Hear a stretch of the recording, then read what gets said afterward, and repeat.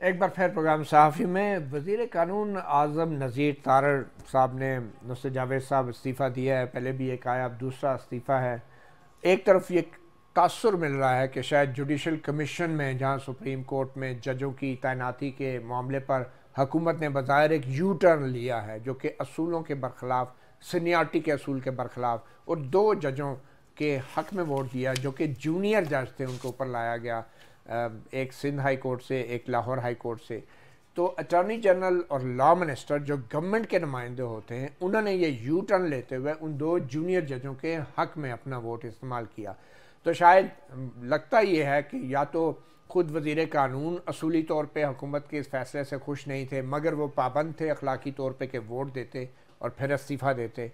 एक तो ये वजह है। दूसरा एक वाक़या भी हुआ आसमा जहांगीर कॉन्फ्रेंस में, कुछ नारेबाजी हुई इदारों के हवाले से, और आज़म नज़ीर तारड़ साहब ने वहाँ पे एक तकरीर भी की थी लापता अफराद के हवाले से। एक पूरा बज़ाहिर एक प्लान दिया था कि हुकूमत क्या करने जा रही है, और बड़ी कमिटमेंट्स भी उसमें दी थी। तो लगता ये है कि उस नारेबाजी के वाक़े के बाद वज़ीर कानून की पोजीशन ख़राब हो गई, तो उनको शायद कहा गया है कहीं से कि आप बेहतर है ये ओहदा छोड़ दें, ताकि जिन्होंने नारेबाजी की है वो अब इंतज़ार करें किसी नए वज़ीर कानून का, उनके मसाइल के हल का। और एक तीसरा आखिरी ये है कि शायद अटॉर्नी जनरल जो है ख़राबी सेहत के बायस अपने ओहदे पे ना रहें, और वज़ीर कानून जो हैं वो अटॉर्नी जनरल के ओहदे की तैयारी पकड़ रहे हों। तो ये तीनों इम्कानात हैं। आपको क्या लग रहा है, क्या इसके पीछे कोई सियासी मामला है हुकूमत के हवाले से, या कोई वाकई कानूनी या आइनी मामला है? आप क्या देखते हैं इसमें? देखो भाई, बात यह है कि मुझे जो ख़बर हो तो मैं धड़ल्ले से तुम्हें कहूँगा कि ये मेरी ख़बर है। जैसे मैंने तुम्हें अभी बताया कि कीनिया ने हमें दरख्वास्त कर रखी है MLA की, इसके बारे में मैं सिर्फ रिपोर्टर का, सहाफ़ी का बुनियादी फरीज़ा है शक शुबा। बिल्कुल, सवाल उठाना, क्वेश्चन करना। मैं ये आपको याद है कि कल तुमने पूरा दिन जुडिशल कमीशन के बाहर गुजारा। इधर मुझे दिल के दौरे पड़ रहे थे कि यार क्या होगा, शो करना है, ठीक। मैंने उसी वक्त तुम्हें कहा था कि यार देखो, मैंने तो आखिरी मरतबा सुप्रीम कोर्ट में 1988 में गया था रिपोर्टिंग के लिए, तो यार मुझे पता नहीं है। लेकिन मेरे भाई, जब तुम गायब थे तो मैंने जो सोशल मीडिया का जायज़ा लिया, तो नवाज शरीफ के नाम से जो मंसूब मुस्लिम लीग है, उसके जितने जियाले और मतवाले रह गए हैं, वो ज़ाहिर है इतने ज़्यादा तकड़े नहीं हैं जितने तहरीक इंसाफ वाले हैं।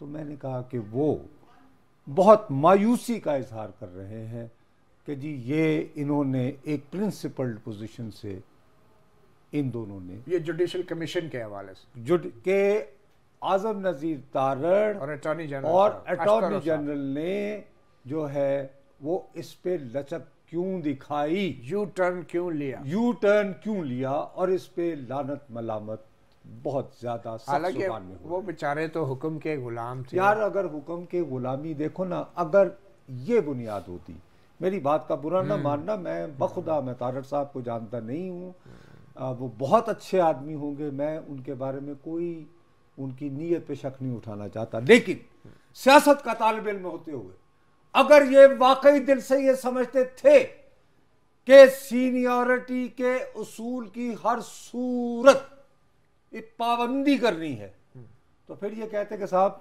मैं इस इजलास में नहीं बैठूंगा, ये मेरा इस्तीफा है, आप नया वजीर कानून तैनात कर लीजिए और उससे ये वोट दिलवा दें। दूसरे साहब, आप भूल रहे हैं कुछ।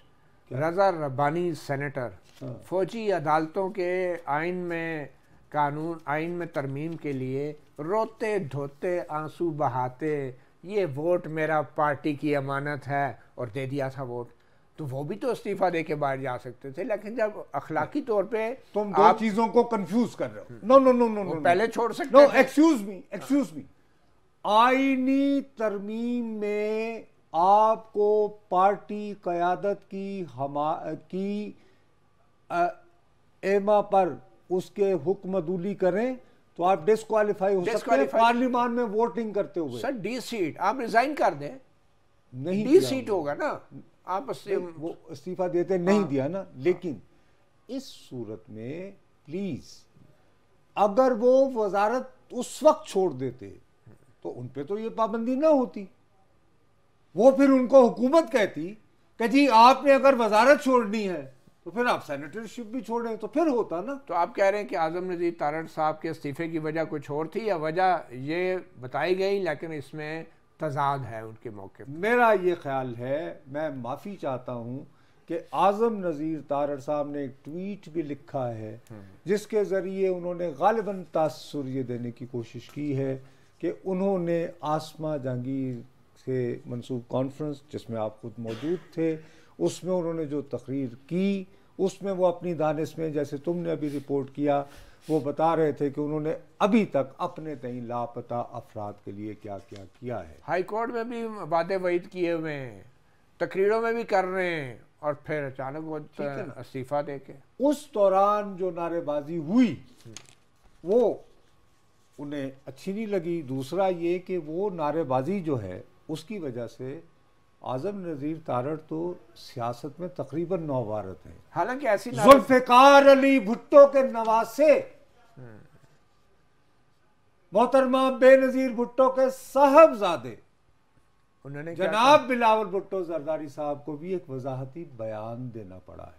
उन्होंने भी कुछ जोड़ा गैर मुनासिब। जी ठीक है ना बात। वो बयान यही था, सिंपल सा यही था कि भाई जिन्होंने ये किया उनके पास जाके वही कहा था ना, लेकिन उन्होंने वजाहत कर दी ना, तो ये भी वजाहत दे सकते थे। ये नहीं, ये इस्तीफे की वजह नहीं है।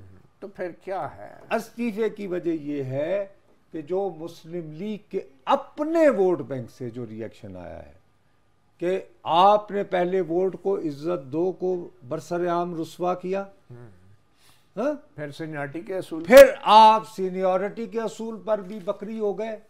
तो भाई साहब सानू नहर वाले पुल तो बुला के थे, होरे माई किथे रह गया। तो इसका मतलब है कि ये कोई पैगाम तो नहीं है कि सीनियरिटी का असूल जो है नहीं छोड़ना? कोई पैगाम नहीं है। आने वाले वक्त में भी, अरे भाई नवंबर में भी, अरे प्यारे, इक़्तिदार का खेल बहुत बेरहम होता है, उसमें मोहरे पिटवाए जाते हैं। मुशाहिदुल्लाह खान मरहूम एक बयान देते हैं, परवेज रशीद उन्हें वजारत से निकाल दिया जाता है।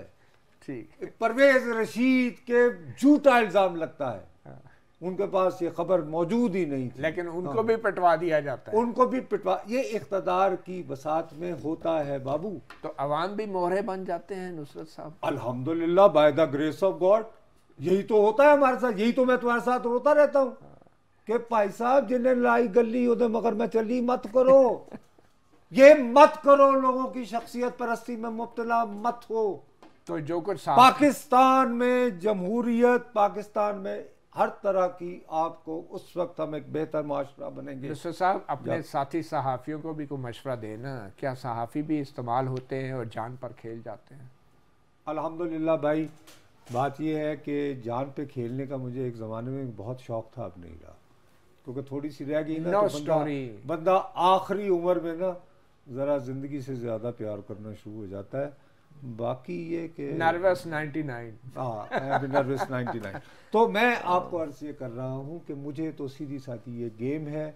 आज़म नज़ीर तारड़ साहब को इस्तेमाल किया गया यू टर्न लेने के लिए, उसके इवज़ जो जिस बात की तवक्को है कि किसी को राम करके क्या उम्मीद बांधी जा रही है। सर ये भी तो हो सकता है कि आज़म नज़ीर तारड़ आने वाले वक्तों में फुल कोड बनवा के 62 एफ्ता हयात नायली के अंदर वफाकी हुकूमत की तरफ से बतौर वकील पेश हो जाएं, एज अटॉर्नी जनरल नहीं, एज वकील, फेडरल गवर्नमेंट के लॉयर। चले, अगर क्योंकि आपको याद है ना, एक्सटेंशन वाले केस में वजीर कानून मौसूफ इस्तीफा दे के केस लड़ते थे, फिर इस्तीफा लेके वजीर बनते थे, फिर इस्तीफा दे के इल्तिजा सुनो, मैं तुम्हें सिर्फ एक बात कहूँगा, हमारे पंजाबी में कहते हैं लगदा तो नहीं पर शायद।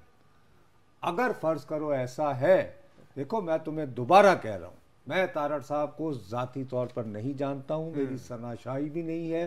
फ़र्ज़ करो अगर वो यहाँ दाखिल हो तो शायद तुम्हें मेरा तारुफ करवाना पड़े, वो भी मेरी सूरत से वाकिफ़ होंगे। सर आपको अच्छी तरह, आपको कौन नहीं जानता नुसरत साहब। मैं ये कह रहा हूँ, बहरहाल आप देखते हैं कि आप ये जो इस्तीफ़ों की वजह है ये क्या है, बहुत सारी वजूहत हो सकती हैं, क्योंकि फुल कोर्ट तो तकरीबन मुकम्मल है, 2 जजों की कमी है अभी, और जब बनेगी तो देखते हैं फिर 62(1)(f) का मामला अगर फुल कोर्ट के सामने जाता है और अगर फुल कोर्ट इन तमाम नेगोशिएशंस का नतीजा है और इन तमाम मसलियत का हल है तो फिर उसमें बतौर वकील आज़म नज़ीर तारड़ साहब का क्या रोल होगा। एक ब्रेक लेते हैं और फिर ब्रेक के बाद बात करते हैं आखिरी और सबसे अहम सेगमेंट में आवाम को दरपेश मुआशी सूरत हाल की, जिसमें आवाम की चीखें निकल रही हैं, महंगाई की चक्की में पिस रही हैं, और जो मौजूदा हुकूमत थी उसके मुआशी दावे क्या हुए, और डार साहब की वापसी के बाद